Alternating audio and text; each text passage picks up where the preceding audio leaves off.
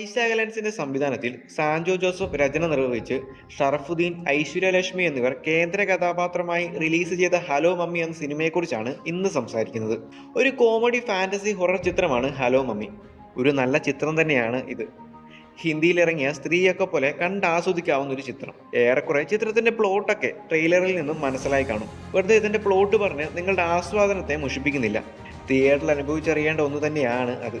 ചിത്രത്തിലേക്ക് വന്നാൽ തുടക്കം തന്നെ ഒരു നിഗൂഢതകളുടെ ലോകത്തേക്ക് നമ്മൾ എത്തിക്കും. അവിടുന്ന് മെല്ലെ കേന്ദ്ര കഥാപാത്രമായ ബോണിയിലേക്ക്.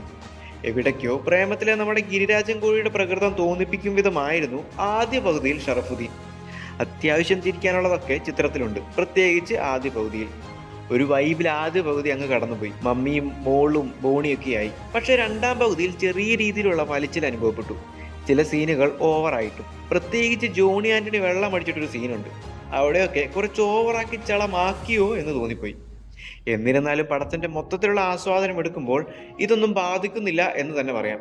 ബിന്ദു പണിക്കറും ചിത്രത്തിൽ വ്യത്യസ്തമായൊരു വേഷം ചെയ്യുന്നുണ്ട്. അതോടൊപ്പം അജു വർഗീസും. ചിലർക്ക് തോന്നാം എന്തിനിങ്ങനെ ഒരു കഥാപാത്രമെന്ന്. പക്ഷെ ഇതൊരു ഫാന്റസി ടൈപ്പ് പടമാണ്. ആ ഒരു രീതിയിൽ തന്നെ നമ്മൾ എടുക്കണം. ത്രീയിൽ നമ്മുടെ പങ്കജ് ത്രിപാഠിയൊക്കെ ചെയ്യുന്ന പോലെ നായകനെ സഹായിക്കാൻ ഇതിനെക്കുറിച്ച് അറിവുള്ള ഒരാൾ. അങ്ങനെ ആ ഒരു വൈബിൽ പൊക്കോണ്ടിരുന്ന സിനിമയിൽ പെട്ടെന്ന് ഇമോഷണൽ കണക്ഷൻ കൊണ്ടുവന്നിടും. നമ്മൾ തമിഴ് സിനിമയിൽ ഇങ്ങനെ കളിയാക്കി പറയാറില്ലേ, പാസം.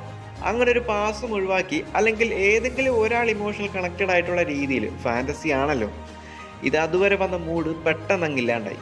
പിന്നീട് എന്താണ് സംഭവിക്കുകയെന്ന് പെട്ടെന്ന് പ്രെഡിക്റ്റബിൾ ആവുന്ന തരത്തിലായിപ്പോയി, പ്രത്യേകിച്ച് ക്ലൈമാക്സ്. എന്നാലും പലർക്കും പല രീതിയിലുള്ള ആസ്വാദന ശൈലിയാണ്. അതുകൊണ്ട് തന്നെ ചിലർക്ക് അത്തരം കഥ പറച്ചിൽ ശൈലികൾ ഇഷ്ടമുള്ളവരും ഉണ്ടാകും. മലയാളത്തിൻ്റെ ഒരു പൊതു സ്വഭാവം എന്ന് വേണമെങ്കിലും പറയാം. പക്ഷേ ഇതൊക്കെ മാറ്റി നിർത്തി പടം എങ്ങനെയെന്ന് ചോദിച്ചാൽ തിയേറ്ററിൽ തന്നെ കണ്ടാസ്വദിക്കേണ്ട ചേരുവകളെല്ലാം ചേർത്തൊരുക്കിയ ഒരു നല്ല സിനിമയാണ് ഹലോ മമ്മി.